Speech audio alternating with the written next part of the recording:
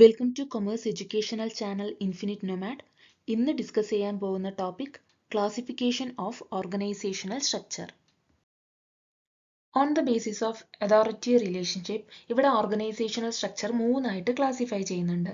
First one line organisation, then functional organisation and line and staff organisation. So ഇവിടെ line organisation എന്താണെന്ന് നമുക്ക് just നോക്കാം. The oldest and simplest structure. Authority flow in a straight line. Each employee has only one boss. Clear chain of command suitable for small organization. ഇവിടെ എന്താ പറയുന്നത്? Oldest form of organisational structure എന്ന് പറയുന്നത് line organisation ആണ്. ഇവിടെ authority flow ചെയ്യുന്നത് ഒരു straight line ആയിട്ടാണ്, അതായത് ടോപ്പ് ടു ബോട്ടം. ഇവിടെ ഡിസിഷൻ എടുക്കാനുള്ള എല്ലാ പവേഴ്സും അപ്പോൾ എവിടെയായിരിക്കും? ടോപ്പ് മാനേജർക്ക് മാത്രമായിരിക്കും. Each employee has only one boss. ഇവിടെ എന്താ പറയുന്നത്? ഒരു എംപ്ലോയിക്ക് ഒരു ബോസ് ആയിരിക്കും. So clear chain of command. അപ്പോൾ ഒരു ബോസിന്റെ കമാൻഡ് മാത്രം ഒരു എംപ്ലോയി കേട്ടാൽ മതിയാവും. ഇത് മെയിനായിട്ട് സ്യൂട്ടബിൾ ആവുന്നത് സ്മോൾ ഓർഗനൈസേഷൻസിനായിരിക്കും. ലൈൻ ഓർഗനൈസേഷൻ എന്ന ടോപ്പിക്കിൽ നിന്നും വരാൻ ചാൻസ് ഉള്ള ക്വസ്റ്റ്യൻസ് എന്തൊക്കെയാണെന്ന് വെച്ചാൽ, oldest form of organisational structure ഏതാണ് എന്ന് ചോദിക്കുകയാണെന്ന് വെച്ചാൽ അതിന് ആൻസർ ലൈൻ ഓർഗനൈസേഷൻ ആണ്. അതുപോലെ തന്നെ principle of unity of command follow ചെയ്യുന്നതും ലൈൻ ഓർഗനൈസേഷണൽ സ്ട്രക്ചർ ആണ്. Then one more important point, military organisation. Military organisation എന്ന് വിളിക്കുന്നത് ഏത് ഓർഗനൈസേഷണൽ സ്ട്രക്ചറിനെയാണെന്ന് ചോദിച്ചു വെച്ചാൽ നമ്മൾ ആൻസർ ചെയ്യേണ്ടത് ലൈൻ ഓർഗനൈസേഷൻ എന്നാണ്. ജസ്റ്റ് ഇതിൻ്റെ മെറിറ്റും ഡിമെറിറ്റ്സും കൂടെ നമുക്ക് നോക്കാം. മെറിറ്റ്സ് എന്ന് പറയുമ്പോൾ സിമ്പിൾ ക്വിക്ക് ഡിസിഷൻ, നമ്മൾ ഓൾറെഡി പറഞ്ഞു simplest സ്ട്രക്ചറാണിത്.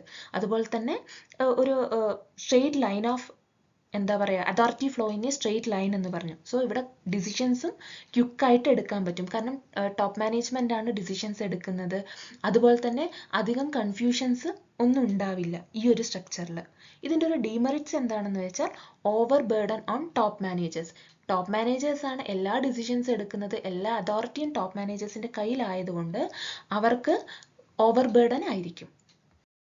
Second one, functional organization based on specialization. Developed by Frederick Winslow Taylor. Experts supervise different functions. A worker may receive order from more than one specialist. ഇവിടെ എന്താ പറയുന്നത്? Functional organisational structure എന്ന് പറയുമ്പോൾ മെയിനായിട്ട് follow ചെയ്യുന്നത് specialisation ആണ്. ഒരു ഓർഗനൈസേഷനിലെ ടോപ്പ് പൊസിഷനിലെല്ലാം തന്നെ ഒരു എക്സ്പേർട്ട് അല്ലെങ്കിൽ സ്പെഷ്യലിസ്റ്റ് ഉണ്ടാവും. സോ ഇവിടെ എംപ്ലോയീസ് എല്ലാം തന്നെ ഒന്നിൽ കൂടുതൽ സ്പെഷ്യലിസ്റ്റിൽ നിന്നും ഓർഡേഴ്സ് റിസീവ് ചെയ്യേണ്ട വരും. ഇപ്പൊ കൂടുതലും ഓർഗനൈസേഷൻസ് ജസ്റ്റ് എടുത്തു നോക്കിയാൽ നമുക്കറിയാം, ജനറൽ മാനേജർ ഉണ്ടാവും. ജനറൽ മാനേജറിന് തൊട്ട് താഴെയായിട്ട് സ്പെഷ്യലിസ്റ്റ്, അതായത് ഇപ്പോൾ പ്രൊഡക്ഷൻ മാനേജർ, പ്രൊഡക്ഷൻ ഡിപ്പാർട്ട്മെന്റിന് വേണ്ടി പ്രൊഡക്ഷൻ മാനേജർ, മാർക്കറ്റിംഗ് ഡിപ്പാർട്ട്മെന്റിന് വേണ്ടി മാർക്കറ്റിംഗ് മാനേജർ, ഇങ്ങനെ ഓരോ സ്പെഷ്യലിസ്റ്റ് ഉണ്ടാവും. അതിൽ കീഴെയായിരിക്കും വർക്കേഴ്സ് ഉണ്ടാവുക, അല്ലേ? ഈ ഒരു സ്ട്രക്ചറിനെയാണ് നമ്മൾ ഫങ്ഷണൽ ഓർഗനൈസേഷൻ എന്ന് പറയുന്നത്. സോ ഇതിൻ്റെ ഒരു അഡ്വാൻറ്റേജ് അല്ലെങ്കിൽ മെറിറ്റ് എന്ന് പറയുന്നത് ഹൈ സ്പെഷ്യലൈസേഷൻ ആയിരിക്കും. ഡിമെറിറ്റ് എന്ന് പറയുന്നത് violation of unity of command. എന്തുകൊണ്ടാണ് violation of unity of command വരുന്നതെന്ന് വെച്ചാൽ, ഇവിടെ ഓരോ വർക്കേഴ്സും ഒന്നിൽ കൂടുതലും സ്പെഷ്യലിസ്റ്റിൻ്റെ അടുത്തു നിന്നും കമാൻഡ്സ് സ്വീകരിക്കേണ്ടി വരും. സോ ഇവിടെ വർക്കേഴ്സിന് ഒരു കൺഫ്യൂഷൻസ് ഉണ്ടാക്കും. Third one, line and staff organisation. ഈ ഒരു ഓർഗനൈസേഷണൽ സ്ട്രക്ചർ എന്ന് പറയുന്നത് നമ്മൾ ഓൾറെഡി പഠിച്ച ലൈൻ ഓർഗനൈസേഷണൽ സ്ട്രക്ചറിൻ്റെയും ഫങ്ഷണൽ ഓർഗനൈസേഷൻ സ്ട്രക്ചറുടെയും ഒരു കോമ്പിനേഷൻ ആണ്. ഇവിടെ ലൈൻ മാനേജർ ഉണ്ടാവും, അതുപോലെ തന്നെ സ്റ്റാഫ് സ്പെഷ്യലിസ്റ്റും ഉണ്ടാവും. ഡിസിഷൻ എടുക്കുന്ന എല്ലാ കാര്യങ്ങളും ചെയ്യുന്നത് ലൈൻ മാനേജർ ആയിരിക്കും. പക്ഷേ ഡിസിഷൻ എടുക്കാനുള്ള അഡ്വൈസ് കൊടുക്കാൻ ഇവിടെ സ്റ്റാഫ് സ്പെഷ്യലിസ്റ്റിനെ അപ്പോയിന്റ് ചെയ്തിട്ടുണ്ടാവും. നമ്മളൊരു ഓർഗനൈസേഷൻ എടുക്കുകയാണെന്ന് വെച്ചാൽ അവിടെ ജനറൽ മാനേജർ ഉണ്ടാവും, തൊട്ട് താഴെയായിട്ട് പ്രൊഡക്ഷൻ മാനേജർ ഉണ്ടാവും, എന്നിട്ടായിരിക്കും വർക്കേഴ്സ്. സോ ഇവിടെ ഡിസിഷൻ എടുക്കുന്നതൊക്കെ മാനേജേഴ്സ് ആയിരിക്കും, അതായത് ജനറൽ മാനേജേഴ്സും അതുപോലെ തന്നെ പ്രൊഡക്ഷൻ മാനേജറും. പക്ഷേ ഇവരെ ഹെൽപ്പ് ചെയ്യാനായിട്ട് ലീഗൽ അഡ്വൈസേഴ്സ് ഉണ്ടാവും, അല്ലേ? സോ അവരാണ് സ്റ്റാഫ് സ്പെഷ്യലിസ്റ്റ് എന്ന് പറയുന്നത്. ഇനി ലൈൻ ആൻഡ് സ്റ്റാഫ് ഓർഗനൈസേഷൻ്റെ മെറിറ്റും ഡിമെറിറ്റും നോക്കാം. മെറിറ്റ്സ് നോക്കുകയാണെങ്കിൽ expert advice plus clear authority. Demerits എന്താണ്? Conflict between line and staff. Traditional or classical structure നമ്മൾ ഡിസ്കസ് ചെയ്ത് കഴിഞ്ഞു. ഇനി മോഡേൺ സ്ട്രക്ചേഴ്സ് നോക്കാം. On the basis of departmentation മൂന്നായിട്ട് ഇവിടെ ഓർഗനൈസേഷണൽ സ്ട്രക്ചർ ക്ലാസിഫൈ ചെയ്യുന്നുണ്ട്. Functional, divisional, matrix. Functional structure നമ്മൾ ഓൾറെഡി ഡിസ്കസ് ചെയ്തല്ലോ, അത് തന്നെയാണ്. ഇവിടെ ഡിപ്പാർട്ട്മെന്റ്സ് എന്തിന്റെ ബേസിസിലാണ് ഫോം ചെയ്യുന്നത്? ഫംഗ്ഷന്റെ ബേസിസിൽ, അതായത് പ്രൊഡക്ഷൻ, മാർക്കറ്റിംഗ്, ഫിനാൻസ്, HR, ഈ ഒരു ഫംഗ്ഷന്റെ ബേസിസിലാണ് ഡിപ്പാർട്ട്മെന്റ്സ് ഫോം ചെയ്യുന്നത്. അതുപോലെ തന്നെ ഫങ്ഷണൽ സ്ട്രക്ചർ എന്ന് പറയുന്നത് മീഡിയം ആൻഡ് ലാർജ് ഫേംസിനാണ് സ്യൂട്ടബിൾ. ഫങ്ഷണൽ സ്ട്രക്ചറിന്റെ അഡ്വാൻറ്റേജും ഡിസഡ്വാൻറ്റേജും കൂടെ നോക്കാം. Advantage, efficiency through specialisation. Disadvantage, poor coordination between department. Next one, divisional structure. Departments formed on the basis of product, area, customer.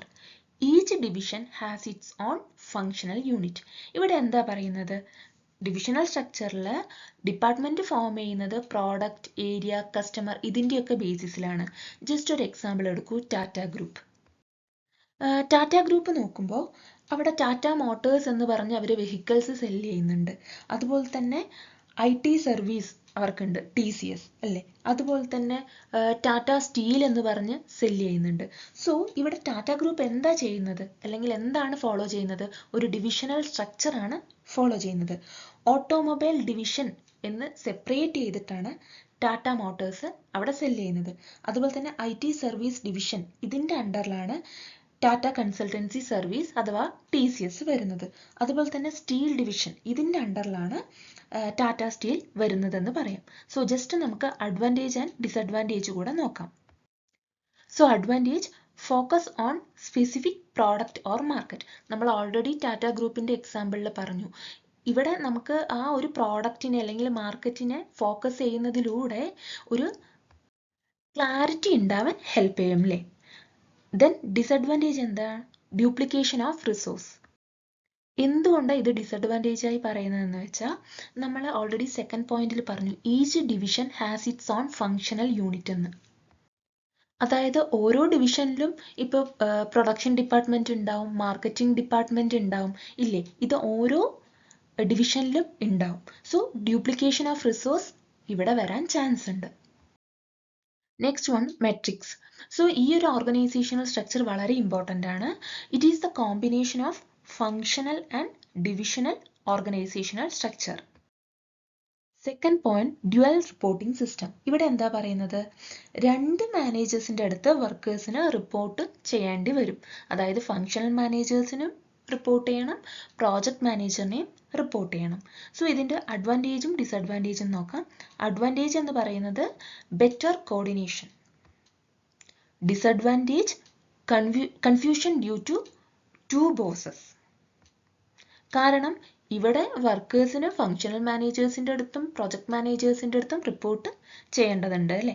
So confusions വരാൻ chance കൂടുതലാണ്. Next, on the basis of formality രണ്ടായി classify ചെയ്യുന്നുണ്ട് organisation. വളരെ സിമ്പിളാണ്, ഇത് എല്ലാവർക്കും അറിയുന്നത് തന്നെയാണ്. Formal and informal organisation. So formal organisation എന്താണെന്ന് നമുക്ക് വേഗം നോക്കിപ്പോവാം. Official structure created by management. Clearly define authority and responsibility. Written rules and procedures. Official communication channel. So ഇവിടെ മാനേജ്മെന്റ് ഒരു ഒഫീഷ്യൽ ആയിട്ടുള്ള സ്ട്രക്ചർ തന്നെ, ഓർഗനൈസേഷണൽ സ്ട്രക്ചർ തന്നെ ക്രിയേറ്റ് ചെയ്തിട്ടുണ്ടാവും. അതുപോലെ തന്നെ അതോറിറ്റി, റെസ്പോൺസിബിലിറ്റീസ്, ഓരോരോ ആൾക്കാരുടെയും അതോറിറ്റി, റെസ്പോൺസിബിലിറ്റീസ് എല്ലാം ഇവിടെ ക്ലിയർലി ഡിഫൈൻ ചെയ്തിട്ടുണ്ട്. റൂൾസ് ആൻഡ് പ്രൊസീജിയേഴ്സ് ഇവിടെ റിട്ടേൺ ആയിരിക്കും, ജസ്റ്റ് ഓറൽ ആയിരിക്കില്ല. അതുപോലെ തന്നെ ഒഫീഷ്യൽ കമ്മ്യൂണിക്കേഷൻ ചാനൽസ് ഉണ്ടാവും. Then informal organisation. ഇൻഫോർമൽ ഓർഗനൈസേഷനെ തന്നെയാണ് ഗ്രേപ്പ് വൈൻ കമ്മ്യൂണിക്കേഷൻ എന്ന് പറയുന്നത്. Develops naturally within formal organisation. ഒരു ഓർഗനൈസേഷനിൽ നാച്ചുറലി ഫോം ചെയ്യുന്ന ഒന്നാണ് ഇൻഫോർമൽ ഓർഗനൈസേഷൻ.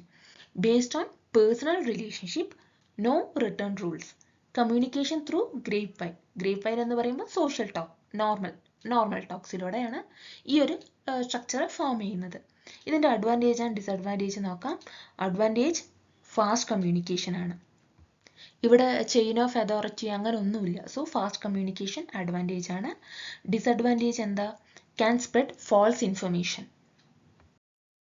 സോ ഓർഗനൈസേഷണൽ സ്ട്രക്ചറിനെ കുറിച്ച് ഒരു ക്ലിയർ ഇമേജ് കിട്ടിയെന്ന് വിചാരിക്കുന്നു. Thank U.